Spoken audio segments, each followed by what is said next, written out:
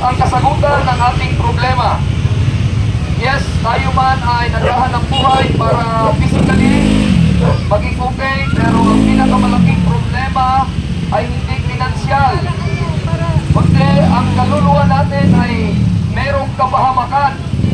Yun po yung impyerno, dahil dulot at nakuha natin ang kasalanan galing kay Adan.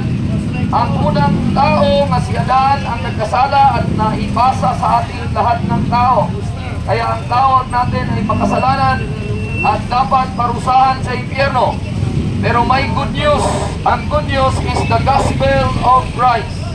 Sabi ng Roma Kapitulo 1:16, hindi ako nahihiya sa ebanghelyo at good news ni Kristo, dahil ito ay kapangyarihan para iligtas ang tao kung sila ay maniwala nito. So, ang kaligtasan pala ay paniniwala lang sa ginawa ng Panginoong Jesucristo, Anak ng Diyos. Hindi sa gawa. Para ang tao maligtas at mapunta ng langit, hindi sa gawa, kundi sa biyaya at pananampalataya lang natin tanggapin. Sabi ng Biblia sa Roma Kapitulo 6:23, ang bayad sa kasalanan ay kamatayan. Bagkus ang kaloob at regalo ng Diyos ay buhay na walang hanggan galing kay Kristo Jesus.